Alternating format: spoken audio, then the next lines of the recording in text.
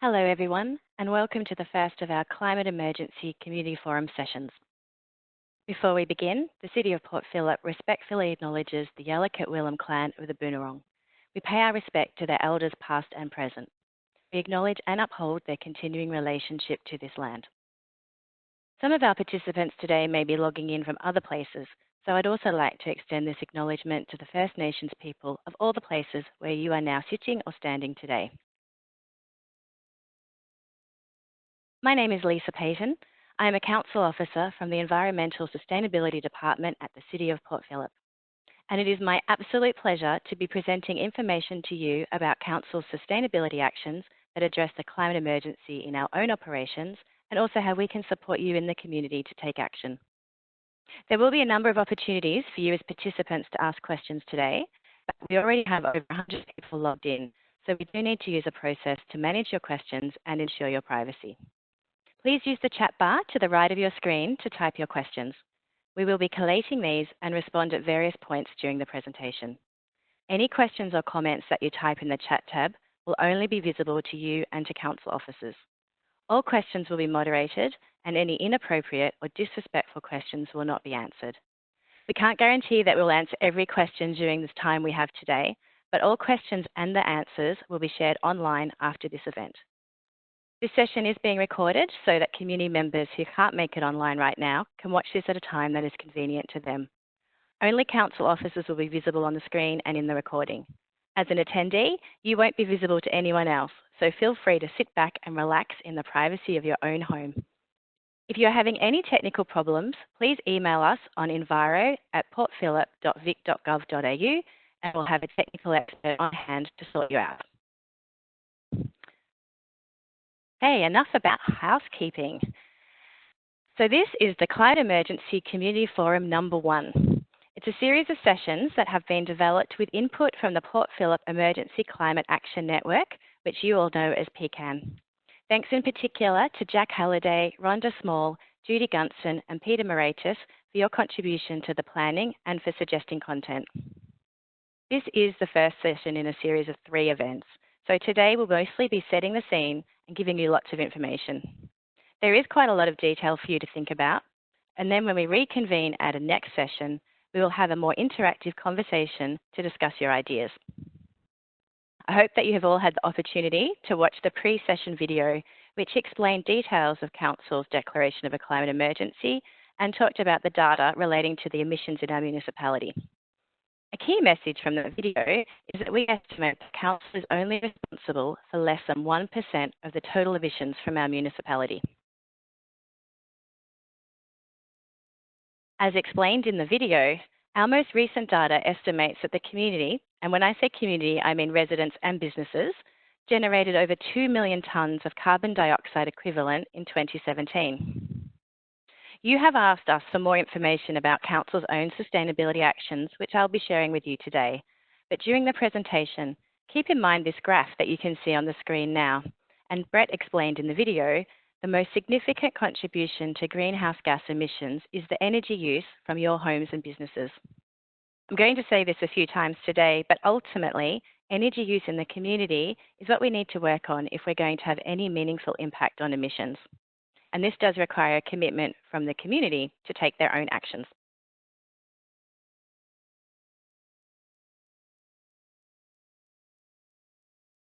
Plans, strategies, plans and declarations. If you've ever had a conversation with a Council officer, you've probably heard all about endorsed motions, policy positions, budget allocations and other bureaucratic speak. These pieces of bureaucracy, though, keep track of the formal public decisions made by councillors and they direct Council officers in their work. Whenever you ask a question, we always go straight to these documents to find an answer.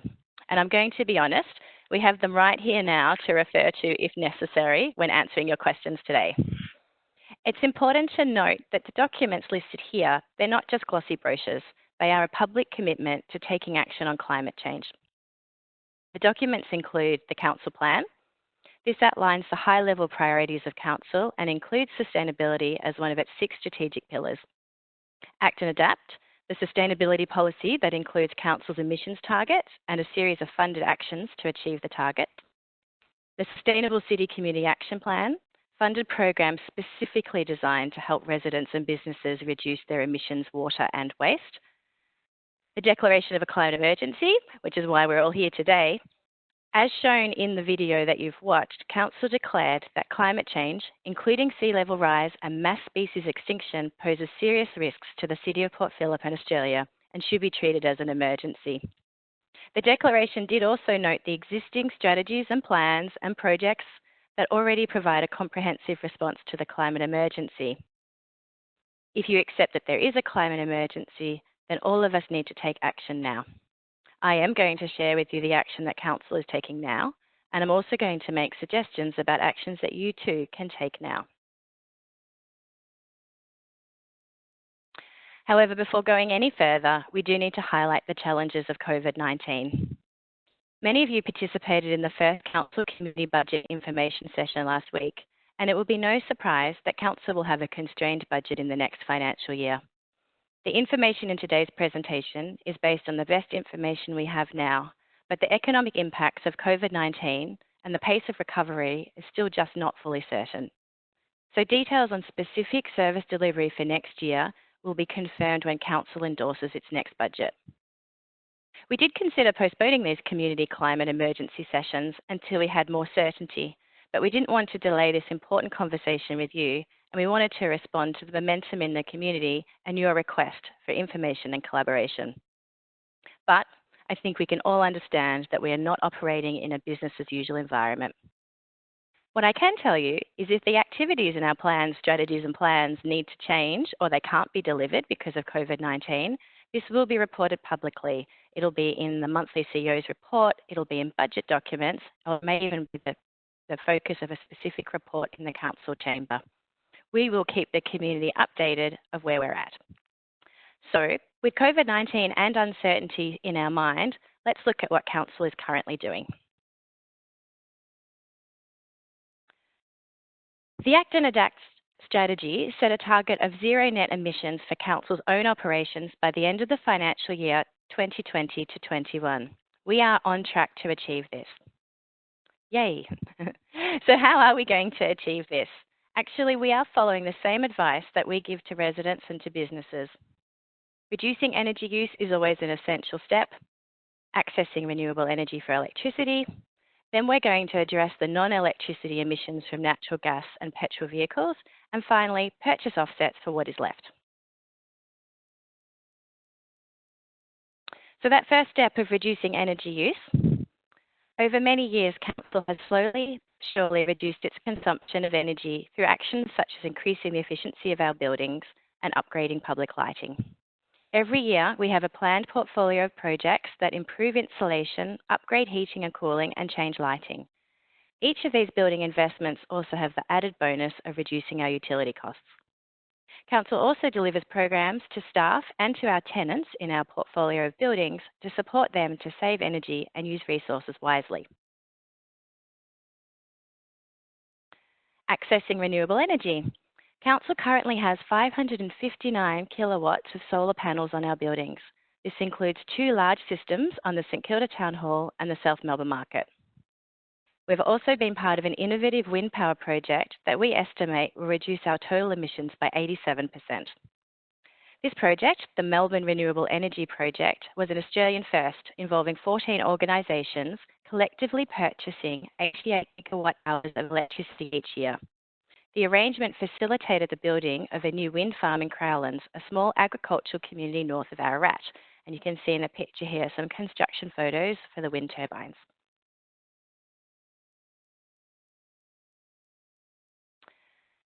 Once we get past that big chunk of electricity, the next steps for Council is to look at fleet and gas.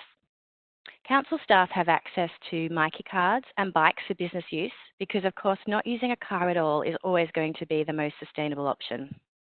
But we are also in the process of transitioning our fleet vehicles to electric and hybrid options. This is a multi-year process as more fit-for-purpose vehicles become available at reasonable prices. Now that all of our electricity is generated by the on-site solar panels and the MREP collective purchase agreement, it makes sense to transition away from gas-powered appliances. Over time, these will be replaced through maintenance and renewal programs. And finally, offsets. Offsets will always be part of the mix, and they'll certainly be necessary as we work through our fleet and gas transitions.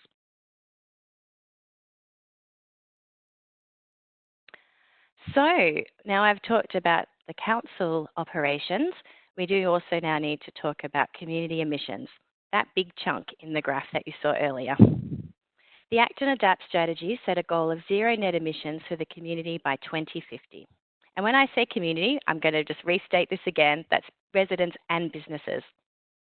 Goal is a deliberate word choice here. Council set itself a target, but we can't deliver the community goal without commitment from the community and action by the Victorian Government.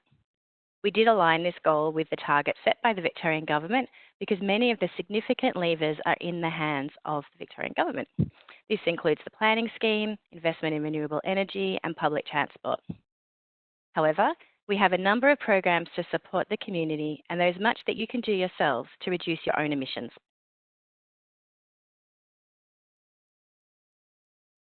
As explained in the video, the task of transitioning all of the community's energy use to renewable sources is a massive task because our energy use is high. We all need to reduce our energy use, and in fact, energy efficiency is often also the most effective way to save money on your bills. This session today is not about household tips per se, as the information on how to reduce your energy use is readily available on the Sustainable Port Phillip website, and you can access a free hotline provided by our partner, the Australian Energy Foundation. What this session is about, though, is exploring the actions the community can take and how Council supports these actions.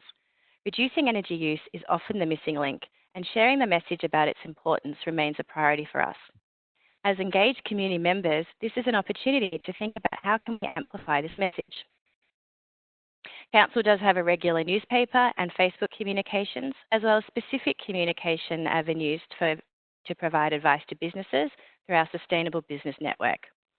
We understand the challenges faced by renters and apartment dwellers, so have designed programs relevant to their needs, such as the Winter Warmers Draft Proofing Program and a package of templates that you can use when encouraging your owners' corporation to make changes. We also provide environmental upgrade agreements so that businesses or commercial property owners can access really good finance to retrofit their business for sustainability outcomes. I guess I'd say energy efficiency might seem like the less sexy option to renewable energy, and I know that lots of us want to skip straight to solar panels, but don't underestimate the effectiveness and ease of boring old draft proofing to make a difference. But of course, renewable energy is in the mix, and rooftop solar is a great option. The current Solar Victoria program of rebates and interest-free loans makes them very financially attractive. Council has arrangements with solar installers that have been vetted to ensure good quality service and pricing, and our current 2019-2020 program provides an extra grant for low-income residential property owners. Rooftop solar is harder to access for apartment dwellers and renters, and our municipality does have a lower than average rate of installation because of our demographics and our high density. We are here as Council officers to provide advice and support to owners' corporations that are exploring solar installations and have previously delivered very successful information sessions specifically for apartment buildings. As with energy retrofits, we can facilitate green loans for commercial properties as well. If rooftop solar is ending up in the too hard basket, don't forget that energy retailers offer green power options. It will only take a few minutes to select this option and support the generation of additional renewable energy into the electricity grid. This can come at a higher price, but if you use the Victorian Government's Energy Compare website, you can claim a $50 credit, which will help. Less than 1% of Australians purchase green power, and I think this is really a great opportunity for community members to easily take action, and that message can be amplified. Also, if you are feeling up for a challenge, our Act and Adapt strategy includes a commitment to explore collective purchasing opportunities similar to the MREP project I described previously that Council participates in. We have delivered an initial information session and we'll be looking into this further in the coming months. To be a success, this will require a dedicated group of community participants who are in it for the long haul. But also, it's such a great way to contribute to the greening of our electricity grid for all of those who are unable to install their own solar panels. And of course, just as Council has done, If you do have access to a sufficient renewable electricity supply, you should look at disconnecting your gas.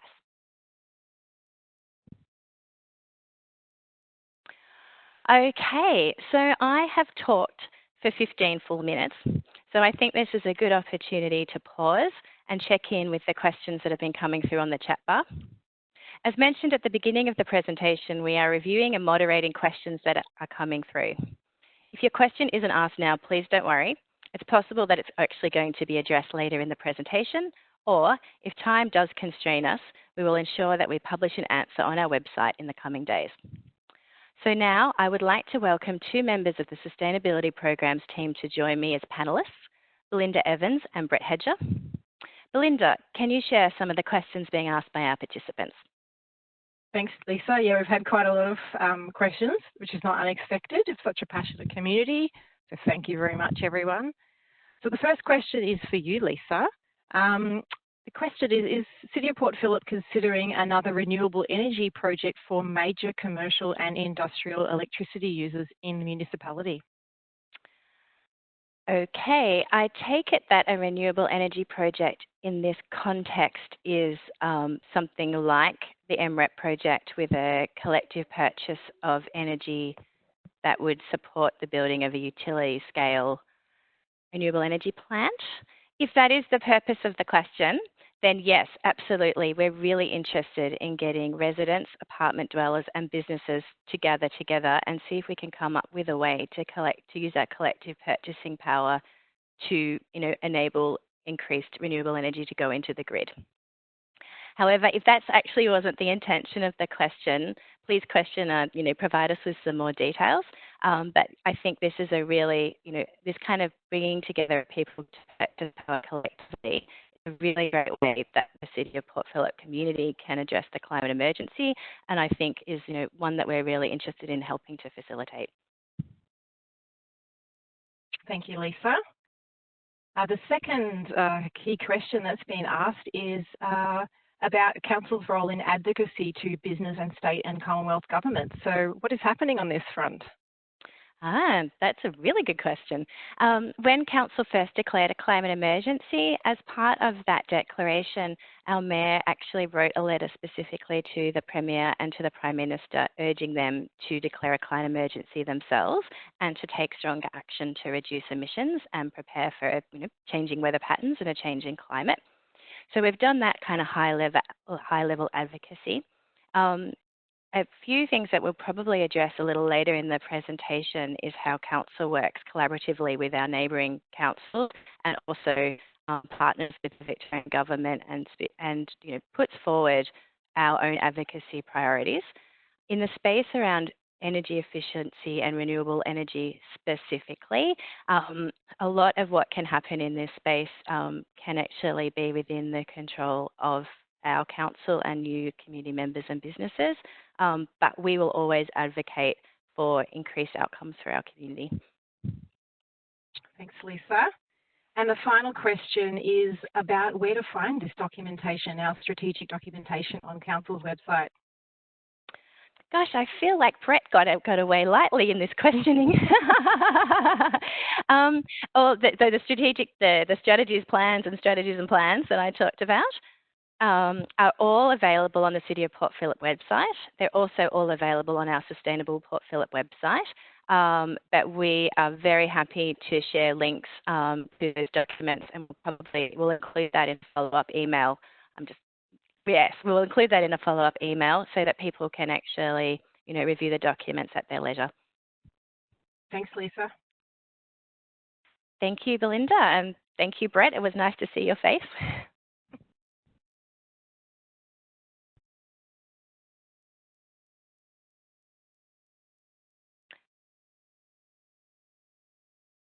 Okay, so I've talked a lot about retrofitting properties, but what about new developments? New buildings can take advantage of the latest technology and design innovation to achieve carbon neutrality.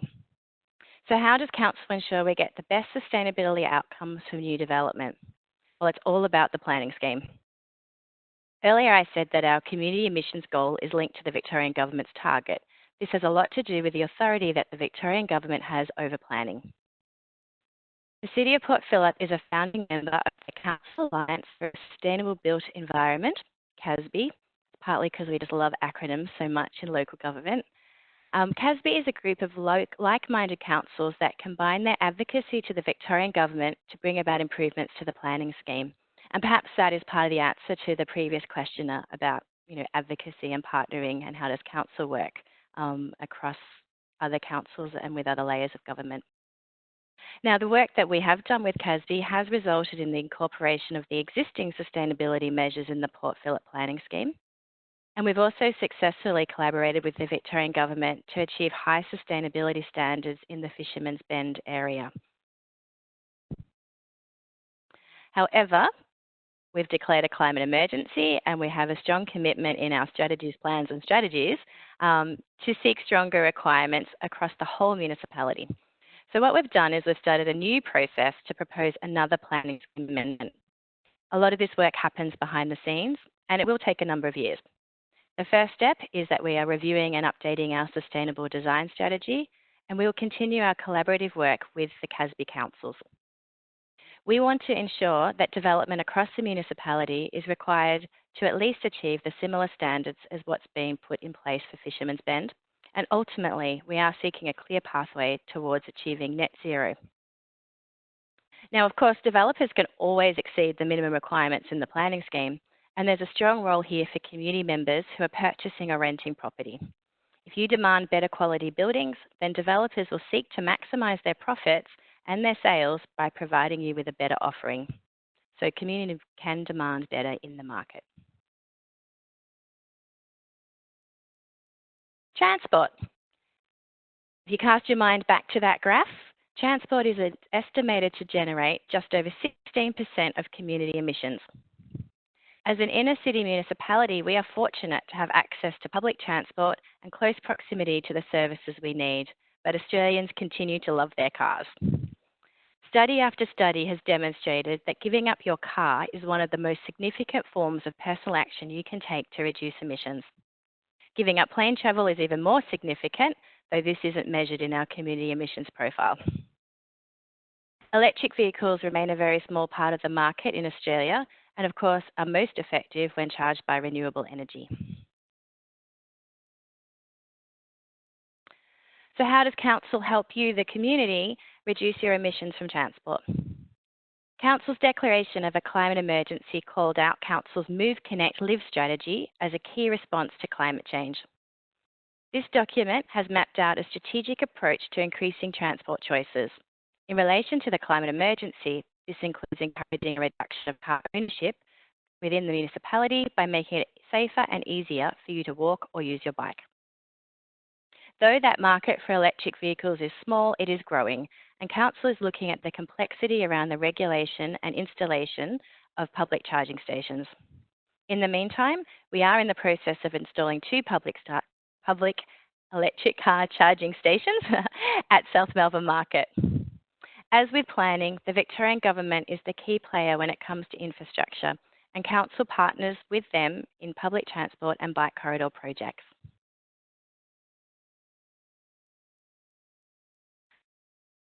A large focus of Council's actions is on our own emissions and supporting the community to reduce their emissions. But we do also use our spending power to encourage others to reduce their emissions outside of our municipal boundaries. All of our advertised tenders include a requirement for suppliers to complete corporate social responsibility schedule. The scoring of this schedule does affect their ability to win work with Council. We have collaborated with the cities of Wyndham and Whittlesea to develop a free online portal for all of our suppliers so that they can learn about sustainable practices for their own businesses. This portal, called the Supply Chain Sustainability School, one of the hardest things to say over and over again, actually won a local government award for sustainability excellence earlier this year. Council actively seeks investments that aren't exposed to the fossil fuel industry, and we report the percentage of our investments in our annual report. Last year, we reported that 84% of our investments were fossil-free.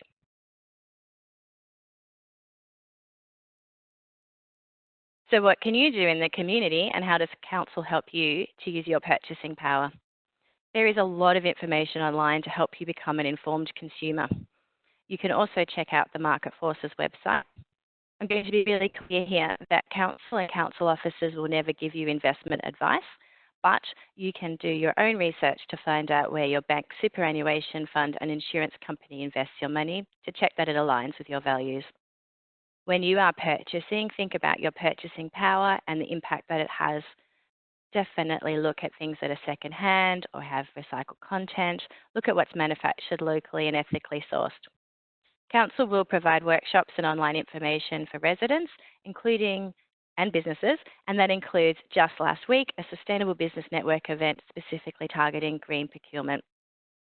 Our placemaking team is working closely with local businesses right now as part of the COVID-19 recovery, and there will be opportunities to engage with council around local manufacturing and local sourced products. Once again, I'm going to keep saying it, we will never give investment advice. Okay, let's stop again and review questions from the audience. Planning, purchasing and transport are all quite intricate subjects. So I'm going to invite back some new panelists. I can see that Belinda Evans is here, and I think Steve McCullough is also going to dial in as a panelist. Hi Steve, hi Belinda. So how are we going with some questions? Yeah, there's a lot of questions this time, so I'm sorry we won't be able to get to them all. And a reminder that we do have the question session at the end. So some of the questions that have been asked now that don't specifically relate to these topics, we might be able to get to them at the end. Absolutely. And of course, if we don't, then we will be able to answer them online afterwards. So these are all directed at you, Steve. So the first question is around our policy ensuring all new builds are required to put solar through the planning process. Is that worded well? Thanks, Belinda. Yeah, I think it's worded really well. Currently, our planning policy for sustainable design doesn't directly ask applicants to put solar on their buildings, but the tools behind it do encourage and reward applicants that do it. And the planning scheme changes that Lisa's talking about and shifting more towards a net zero carbon development will actually bring this into play much more readily for building design. So they're going to need to put some level of on-site solar, I would imagine, to get to that level. So yeah, that probably answers that. That'll be a few years in the making, that planning scheme amendment. So it's nothing that's going to happen straight away. But we do see a good level of uptake of solar in private development at the moment. Thank you. Thank you, Steve. Another one for you. What is council doing to green up our city? It's a big question. There's a biodiversity and greening study that we're currently doing, and we're looking at greening in the private realm as well. And we're also looking at heating and cooling options for South Melbourne. So we've recently had a light plane fly over and do some heat mapping for us. And as part of the South Melbourne structure planning process, it will feed into that. Great. Thank you for that. And the last one is also for you, Steve. Also a very big one, but hopefully you can be just as succinct this time. There's been a few questions around Fisherman's Bend. Yep. I guess people are looking to find out what are the sustainability requirements around developments in Fisherman's Bend, and are they best practice? Yeah, they are. They're probably the strongest requirements in the country that are in the planning scheme. As it stands at the moment, any new building needs to get a 4- or 5-star Green Star certified outcome. And what's good in this is that the Green Building Council has a transition of getting those buildings to net zero by 2026, I think it is from memory. So in a very short time, they're ramping up their standards concurrently as we are with the rest of council and the planning scheme. So that's quite interesting space to watch. Great. Thank you, Great. Steve. Thank you, That's Steve. all the questions for the moment. Thank you, Belinda. And as you did allude to, we will be having more opportunities to address questions throughout this presentation. So we can return to further questions on planning, transport and purchasing as they come up. Okay, let's keep moving. Waste. As you saw in the emissions data, disposal of our waste is not a big contributor to the community emissions profile. However, it remains a hot topic and one that is of interest to many of you. Our waste strategy was also called out specifically in Council's declaration of a climate emergency. The Don't Waste It strategy was adopted in 2018 and funding was approved at that time to deliver 4 years of programs. A lot has changed in the waste sector since then, and councils had to adapt accordingly, and we are continuing to adapt as the sector evolves and it becomes clearer the way forward. What we are doing in the meantime is piloting different services over the coming months to trial different options to reduce waste to landfill. And you can see in the list here that there are some specific trials happening in particular areas across the municipality in relation to recycling glass and also collection of food, organics and garden organics. Another program that is currently operating is the Green Cone program. All residents in the City of Port Phillip can purchase heavily subsidised green cones, which is a great way to dispose of your own organic waste, and actually, due to the space requirements, can be good options for apartment dwellers.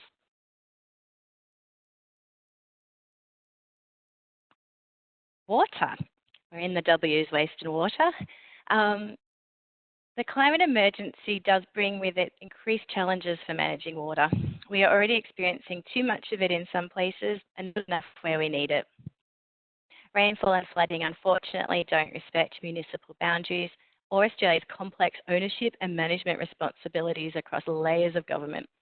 So much of Council's actions are about working across boundaries with other councils, the Victorian Government and water authorities to bring about long-term responses to flooding, sea level rise and water quality issues.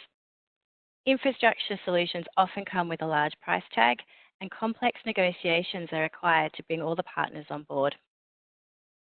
However, the City of Port Phillip does have an excellent reputation for managing water. We were the winner of the inaugural Water Sensitive Cities Award for achieving the highest ever score against the Water Sensitive Cities benchmark in Australia. And some of the things that we do are listed here on the slide, including investment in stormwater and drainage improvements, increasing permeability, installing rain gardens to treat stormwater, and working with those partners as mentioned. And again, going back to that previous question, this is a point where we advocate on behalf of our community to identify long-term responses to flooding. Too much water, sea level rise. As a bayside municipality, sea level rise is front of mind for us. Once again, Port Phillip Bay doesn't respect our municipal boundaries and we must work with others. Then, of course, there is the challenge of increased drought and the precious resource of potable water. Potable water, of course, is the fancy term for drinking water that comes out of our taps. The new stormwater harvesting project in Alma Park will capture up to 18 million litres of stormwater. This not only prevents it from flooding nearby areas, but it allows it to be reused to water the park rather than using drinking water to irrigate the park. The Council not only explores opportunities to access alternative sources of water, but we are always looking at improving the efficiency of our irrigation systems and the water efficiency in our buildings. When planting, we are often seeking drought-tolerant plants to reduce the impact of watering needed in coming years.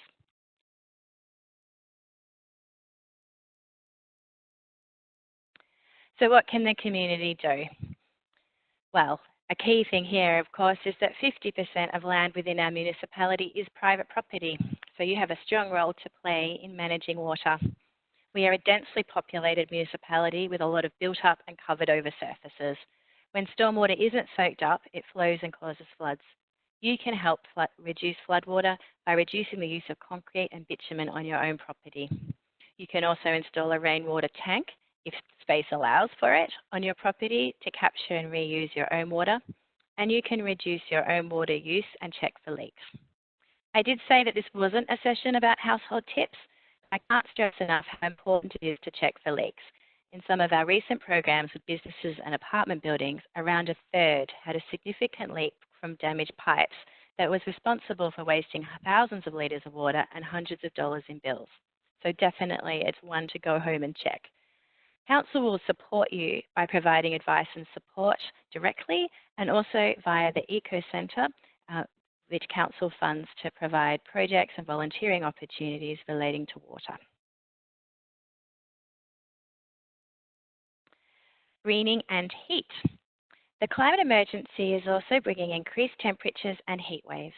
Again, our urban density increases our challenges as hard surfaces increase the impacts of high temperatures and our opportunities to plant trees are quite constrained. We are, however, aiming to increase canopy cover so that we can provide cooler locations for our community. In 2018-19, Council planted 1,325 trees in streets and parks. Steve actually mentioned some of the work that's happening in his answer, in his response to one of the previous questions. We are undertaking urban heat analysis, including that flyover that he referred to. We're also preparing a biodiversity study and action plan to support native plants and wildlife. So what can you do? Once again, there's a key role here for property owners who can increase greening and biodiversity on their own land. You can volunteer at community planting days or citizen science activities. You can install insulation and shading on your own properties to reduce heat for your own comfort. Council delivers some programs directly, but again also funds the Port Phillip Eco Centre, who deliver a range of volunteering and practical action projects. Council provides support to the most vulnerable during heat waves, and I think that heat waves at the moment definitely affect those that are most vulnerable the most. And that includes extra support that we provide to the clients that access our other services, as well as heat relief packs for those that are sleeping rough or struggling to access cool places. There's a lot in this space that we can be working on in the next few years in partnership with you, the community, to make sure that our most vulnerable are not placed at risk.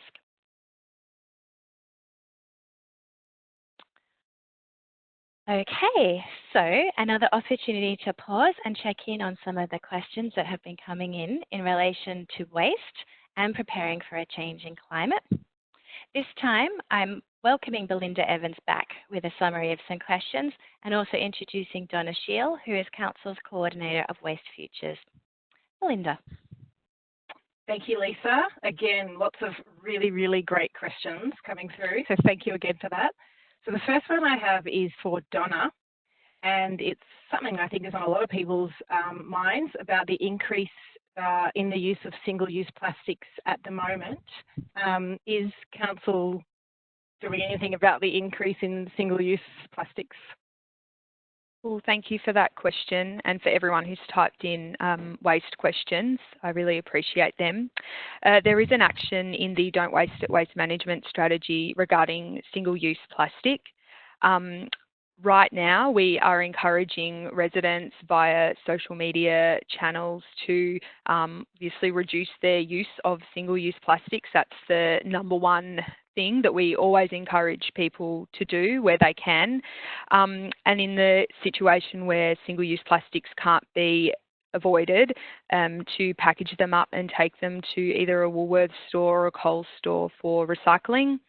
As far as, for example, a big campaign or something like that, that's not something we're working on at the moment. It's more encouraging our community to reduce and avoid where possible. Thank you, Donna.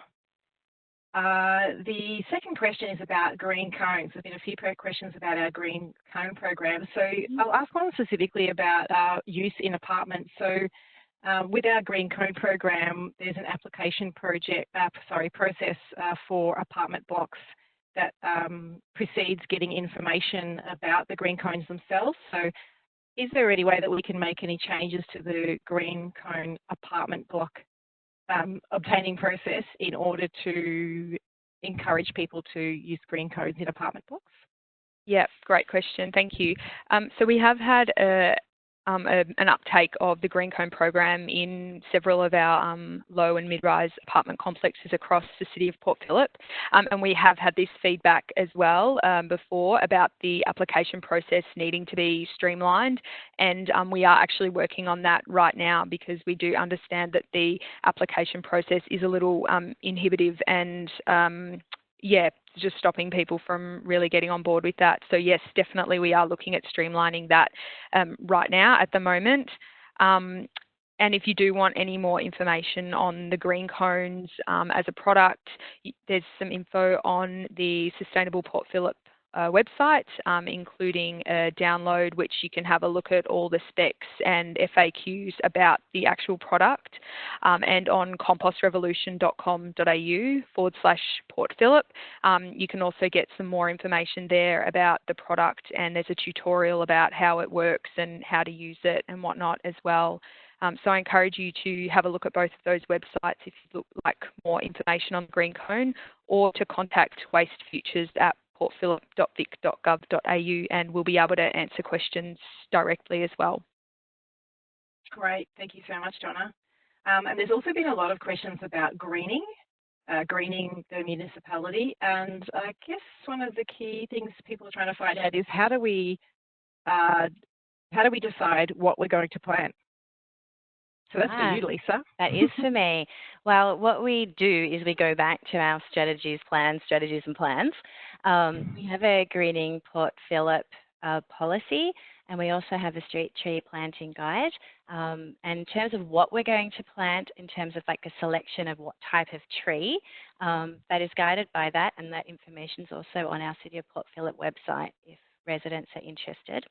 In terms of where we plant trees, which may be the other part of that question, those documents guide those decisions, and some of the work we're doing now around urban heat analysis and that flyover that Steve mentioned, and sort of identifying hotspots will also guide our planting decisions.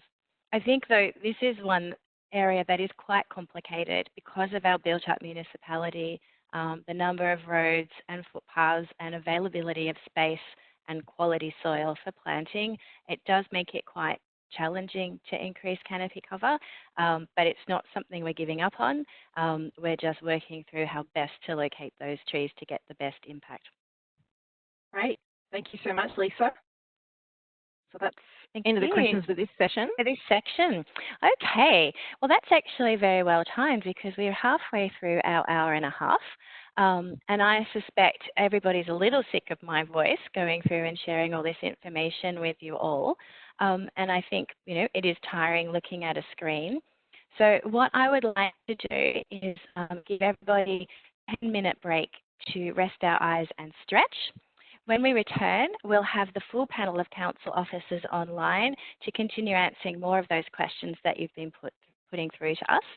So thank you, everyone, and thank you for all of your questions. It's been a fantastic amount of engagement, which is really challenging to do online. It's quite different to having you wave your hands or to speak to you all in person. So please, get up, stretch, grab a cup of tea. It's 5:46 now, so we'll be returning in 10 minutes at 5:56 for half an hour of questions and conversation. Thanks, everyone.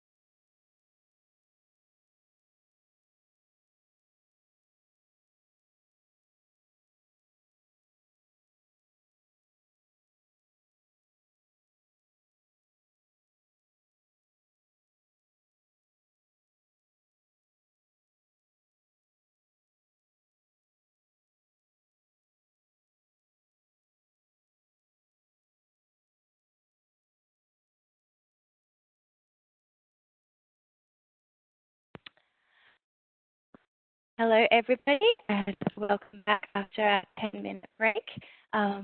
We've been reviewing and looking at the hundreds of questions that have been coming through from you all, and I'd like to welcome back the panel so that we can address some of those questions with the right experts. I think the chat bar has absolutely been hot. I will say once again that even if we don't get to all of the questions today, that doesn't mean that we've missed them. It does mean that we will provide answers on our website. And I know that Belinda, in reviewing the questions, has probably consolidated and themed some because there was a fair amount of duplication as well. So it might not be the exact wording of your question, but hopefully we can, get to the answer that you're looking for. So I'll just check who we've got here. So welcome back to Belinda, Brett, Steve, and Donna. Belinda, would you like to get started by sharing some of the common questions? Yep, I'll do that now. Thank you, Lisa. I'm so excited we have such an engaged community. You're keeping me on my toes tonight. So the first question is for Steve, and it's around permeable surfaces. This theme came up quite a few times across the evening, so I think it's important to address it. Steve, what are we doing to increase the number of permeable surfaces in a municipality, and are we intending to introduce any targets around this? Thanks, Belinda. Action 38 and 39 of Act and Adapt are targeting this issue exactly and looking at where we can improve permeability in both the public and private realm. In the public realm, I think the pressures are similar to what Lisa suggested earlier, where it's really competing for space with transport requirements and soil conditions and the like do make it quite hard. But you can see from around the municipality that certain projects that we've done, including water-sensitive urban design, where it's been integrated into intersections, have improved the permeability of those areas. And in the private realm, the pressures are equally there, where land prices are really high, and when people are developing property, they're trying to get as much space as they can to develop it. So we've got to put in some strong sort of requirements in those areas to incentivise some outcomes for permeability, and this will involve looking at targets in both areas. Thank you. Belinda, do you mind if I just jump in for a second? And Steve, I just wanted to point out your wonderful bureaucratic jargon speak of private realm and public realm. Wondering if you could just explain that for the listeners. Public realm is really everything that's outside of a private property. So it's council, or what would be deemed council-owned land, but it's not always council-owned land. So it's public space, it's roads, footpaths, and the like. Whereas private realm, I'm talking a private property, so within a tidal boundary. Great, thank you. Thank you, Steve and Lisa. Our team effort's always good. The next question's for you, Lisa. So what is Council doing to support vulnerable people during heat waves? Yes, okay. I did touch on that a little bit, but I can provide some more detail. Part of Council's approach is working with the vulnerable citizens that we already have a relationship with through our home and community care program. If we know that a heat wave is predicted, our council officers in that program actually endeavour to contact every single person on the list. People are in that program usually because of age or disability, so they do get a welfare check via phone and advice on what they can do to prepare to know that the heat wave is coming. We do have funding arrangements with some local charities to provide them with care packages that they can share with their clients. And I think that over time, this is an area that we'll be working more closely with those partners to make sure that those people that don't have a cool air-conditioned house to retreat to are able to be provided with support. This is an area that we will be working on more in the future. One thing that I think is really important here is thinking about community members and what you're doing is know who your neighbours are and your relatives who may be vulnerable during a heat wave. This is a really great opportunity to check in on them as well and make sure they've got access to some cold water, that they have been able to do the things they can do to make their house cooler in terms of using blinds and that kind of thing. So yeah, a heat wave is really a time when the community can check on each other.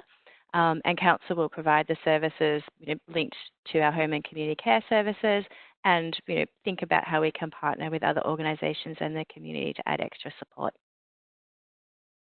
Great, thanks for that, Lisa. The next question is something that actually quite a few of you have been asking, and on both sides, so I think it's definitely worth addressing this. What can the community do to either increase or decrease the amount of time and money and effort that's been put into climate change by Council? Yes, okay. So it does come back to the strategies and plans that I've referred to previously. What Council is currently doing to address climate change is in those endorsed documents that have been approved by Council. In this case, when I say Council, I mean the elected councillors that get together in a formal meeting and approve things. Their role is quite strictly regulated by the Local Government Act. The revised Local Government Act does actually include a requirement for councils to prepare for the impacts of climate change. So there is a statutory obligation to look at climate. If community members would like to see more or less of anything, whether it be around climate change or other issues, then there is opportunities to provide feedback through the council plan and budget process. Some of you would have been at the council budget information session just a week ago, but there will be a formal process including another information session, a draft budget for review and feedback. And then the councillors will take into account that community feedback when they make their final decisions about what happens next. That will include spending decisions, it will include policy decisions, it'll include the scale of addressing any issue that the community would like Council to consider. Like many issues, this one does have views on both sides. So councillors will be interested to hear from their community members, and that will support them in their decision making. And can I add something there as well, for our community to sign up to Have Your Say, which is our platform for literally having your say on any strategies that are coming up, which are consulted on with the community. Thanks, Donna. Good point. Thanks, Donna and Lisa. The next question is for Brett. So there's been a few questions about solar generally, so keep in mind that we will provide answers to this at the end, but this is a really good one. What are and can City of Port Phillip do to help schools install solar panels and batteries? So we're talking about local schools specifically.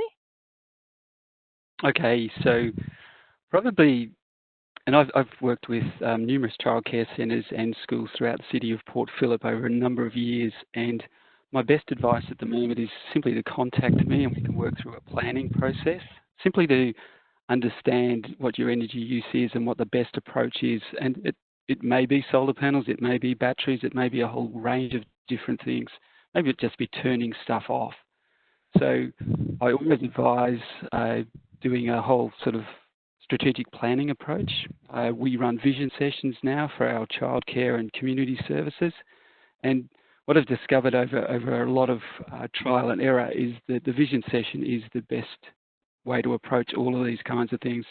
And efficiency, as we mentioned earlier in the forum, is perhaps the best first, and I can help any school group, any sort of community group, any householder to figure out the best approach to whether they need solar or batteries or any other kind of renewable technology. So, but if you tackle efficiency first, it will reduce the amount of solar panels you actually need. It's a big question, hey? Yeah, thanks, Brett, for aligning your advice with the presentation. That's a good sign that we're on the same page here, that energy efficiency comes first. I'd also like to add that schools, decision making around who owns the building is going to be key as well. So if you're a school parent or a teacher or even a school student who's interested to see what happens and what you can bring about in your school, keep in mind that the property owner may be the Victorian Department of Education, or for private schools, that decision making will be different. And so, the owner of the building has to be part of any conversation. Great. Thank you, Lisa and Brett. There's also been a lot of questions around the use of gas. So that's both in council facilities and in businesses and at home. So I'll address this one to Brett. What is council doing to firstly transition its own operations away from using gas, and what is council doing to help the community transition away from using gas? So this goes back to the chart we showed earlier. So obviously all of you know that gas is a fossil fuel and we can't get it in a renewable form. So the only way to take us on a path to zero emissions is remove the use of gas in our municipality. How do we do that? So what is council doing? Certainly we're encouraging. We can't mandate any removal of either gas meters or gas appliances in any building in the City of Port Phillip, but we can encourage at the point of renovation or new build for developers to consider electric only. In terms of what council's doing, we removed our first gas meter just recently, late last year.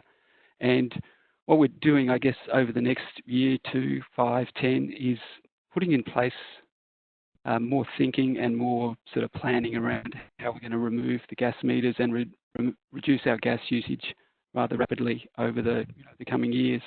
But there's no formal plans in place. There is, if you don't mind me jumping in, Belinda, there is a commitment, if we go back to our strategy plans and strategies, there is a commitment to progressively move away and transition away from gas. So a lot of that will happen in council's own buildings as we do our renovation and renewal process, but it is a multi-year process. Excellent. Thank you so much, Brett and Lisa. The next question, I guess, is for two people, but I'll let Steve answer it first, and I think Brett might be better positioned to answer some of this as well. So there's some questions about how can the community demand better, so more sustainability initiatives in the property market, both for buying and for renting. Maybe we should start with you, Steve. Yeah, it's a big question. Mandatory disclosure was something that the federal government was looking at a long time ago, and unfortunately it didn't get anywhere. And what that means is basically at the point of sale of a property, the sustainability features, or primarily energy efficiency of the building, would be disclosed at the point of sale. So a new purchaser could have an understanding of how efficient the asset was that they're buying.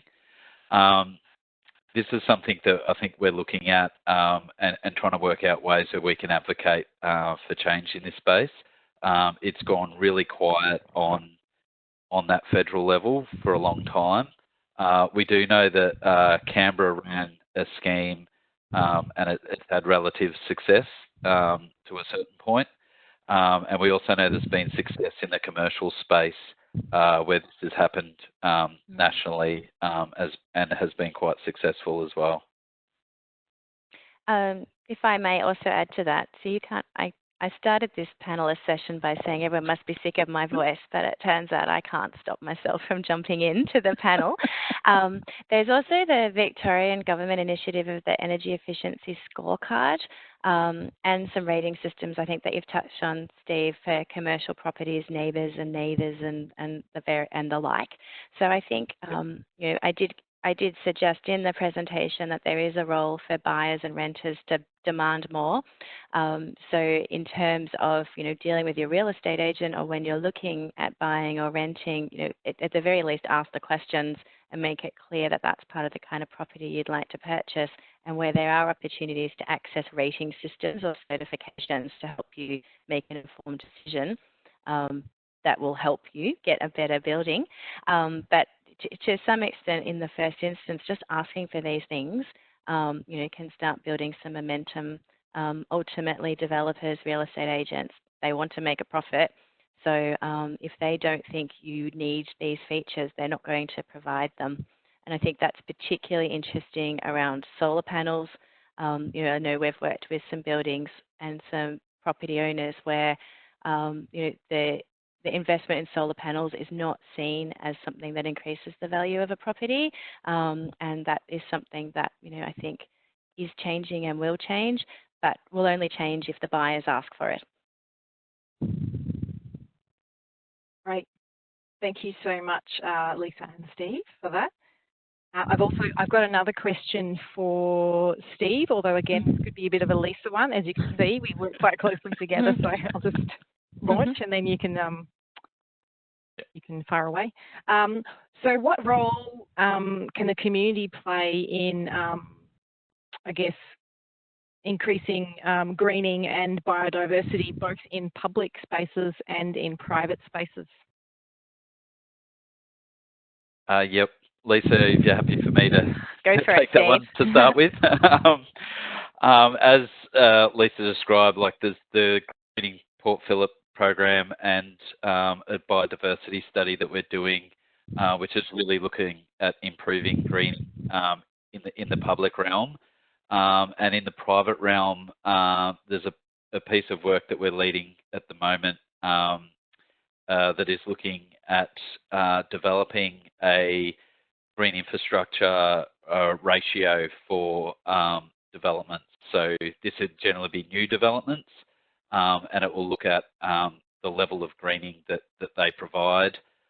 This is very work early in process, so it'll probably go on trial, and we'll see how that progresses and then review it from there. But it's definitely a step in the right direction of greening land areas that I guess are controlled more through the planning scheme. Great, thanks, Steve. And did you want to speak to that as well, Lisa? Or do you feel happy with the way that Steve's addressed it? No, that's good. Thanks, Steve. I guess this is another one for Steve, and it really links in with what we were just talking about. There's been a few questions about greening nature strips. So this is a big area that can be explored in a municipality. So what are we currently doing and what are we planning to do to encourage more planting of various kinds on nature strips? Actually, Donna, are you able to talk to that around what can happen on verges and nature strips at the moment? Yeah, sure. And Steve, feel free to add anything as well. So the City of Port Phillip has nature strip planting guidelines on the website, which outlines what people can and can't plant on their nature strips. And there are also some other guidelines in progress, so not released yet, and they'll be released for community consultation as well when they're ready, but around community gardens as well as planting on nature strips and food gardens as well in laneways. So that's something that's in the works. But right now, if you head to the City of Port Phillip website, there are nature strip guidelines there which outline what you can and can't do on nature strips as far as planting and greening goes. Great. Thanks for that, Donna. Does anyone else have anything they want to add on that topic? No? Speak now or forever hold your peace. So on quite a different topic, and this one's for Lisa. It's a question about young people. So what is City of Port Phillip doing to hear the voices of young people on climate change, seeing as a lot of young people with a lot to say about this topic? We're all aware. Yes. Oh, that is a good question. You've put me on the spot. We do. Council does have a youth services team that works closely with young people, and they facilitate various groups of leadership groups and projects that young people can volunteer and participate in. And previously that has actually had quite a sustainability focus, because those young people who are interested in being leaders in their community are also very interested in climate change. So we have facilitated activities with them related to the St Kilda Festival. We also fund the Port Phillip Eco Centre to deliver programs that are very much targeting young people or the youth. In terms of just broadly speaking, listening to the voices of young people, I think it's worth noting that when we do go out on consultations on any issue, we often reach out to groups of young people via either council's own programs or programs that we know are being offered by our partner organisations in the community. So we do actively seek their participation. I think that it's a really interesting space, and it's something really important to do to stay engaged with young people. The younger of the young people, as in more primary school aged and early years of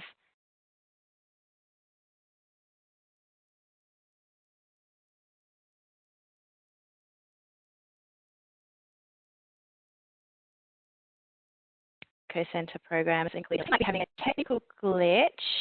You're back. No, you're back? Right. You're back. I hope you got, there's a lot of wisdom there. I hope you didn't miss my answer.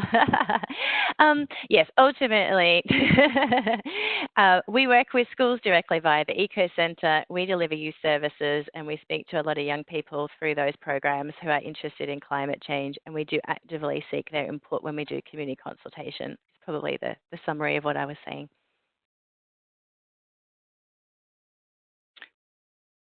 I've just been told we've got time for one last question, so that only leaves about 150 unanswered, but that's okay. We will get to them. Oh, which one to pick? Okay. Okay, this is a really popular one, so I think we will ask this one. Is Council considering installing electric vehicle charging stations more widely across the municipality moving into the future to help encourage the uptake of electric vehicles? Steve? Thanks, Belinda. I think at the moment it's definitely something that we're interested in. We're looking into it. I think at the moment the industry is very much in its infancy, so uptake isn't huge across the municipality as yet, or even Greater Melbourne. But I guess we're anticipating when that will change, and can coordinate a response where we can actually install some infrastructure to support it. It's always an interesting debate, the charging infrastructure and electric vehicles one, in terms of kind of like a chicken and egg. Do we have more vehicles and then charging stations? Do we put in charging stations and then more vehicles come? And there is a lot of complexity around regulations and what can be put into the streets and how, what's council's role there. We're really interested in exploring that and trying to find the best way that we can increase the uptake of electric vehicles, if charging stations is that, or if it's some other initiative that we can deliver. So we're still in the kind of exploratory space there, but increasing the uptake take-up of electric vehicles is important. With the caveat, of course, that though charged by renewable energy is how we address the climate emergency, not powered by fossil fuels. And also, I think that focus that giving up the car altogether is in fact the more significant action that people can take, and that's going to be some of our council's focus as well. All right, so we've got to 6:20, so we've only got 10 minutes left of our allocated time. We've got a few kind of things to go through in terms of next steps, but is there one other kind of final statement or comment that each of you would like to make regarding the presentation tonight and some of the questions that you've heard? I can jump in first. Thanks, if you Donna. like. That's okay. Thank you for all the waste-related questions that were submitted. All of the questions tonight are going to be collated and I commit to all of you that all those waste questions will get a response from the Waste Futures team in the next few days. So thank you for the waste related questions. They will be answered in the next few days. Thanks, Donna. Any other closing comments from panellists? Sorry, I have put you a little on a spot here. Yeah, I'll jump in, Lisa. I guess what I'd encourage everyone who's tuned into this webinar is to keep concentrating on the big picture. And if you haven't seen that video that I made, have a look at it and try and understand the scale of the problem we're trying to address here. And it's also the scope of control. So council can facilitate a lot of these things, but a lot of them are also out of our control. But council can facilitate action in this space. But it is an urgent thing. It is a climate emergency, and we need to act fast.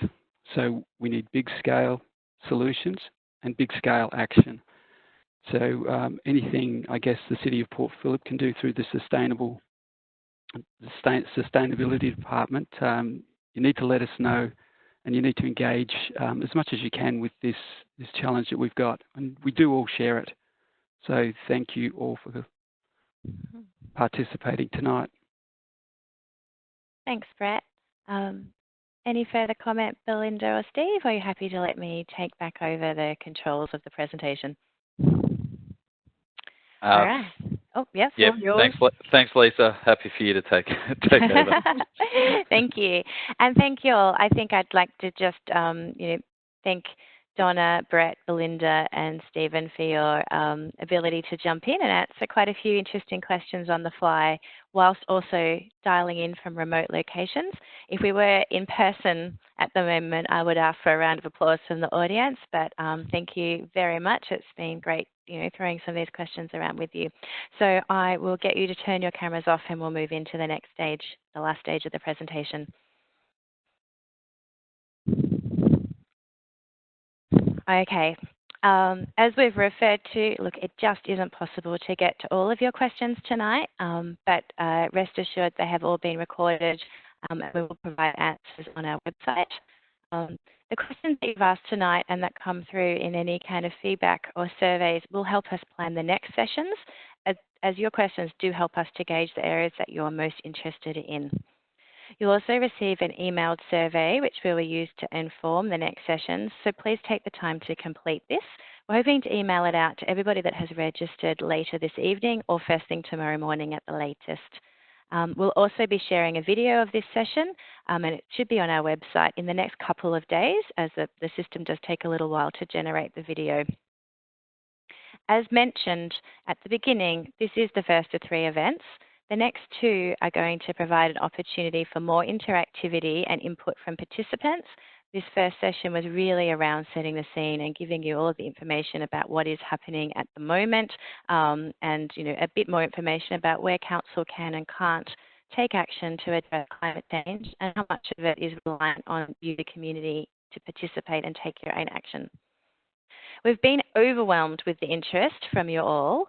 And the over 200 people that registered for this session.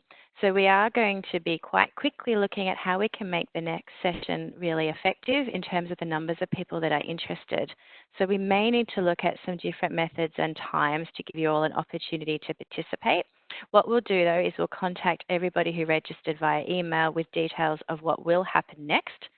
One thing that's worth just checking in with you now is we chose 5 p.m. for today's session. But being an online session and a little different to our in-person events, we weren't 100% sure what time suits most people. So before you do log off tonight, can you please just send through your preferred time on the chat box so we can find the time that can best suit most, knowing that there is no time that suits everybody. Thank you again, everyone, and I'm really looking forward to seeing you soon in an online space. Thank you.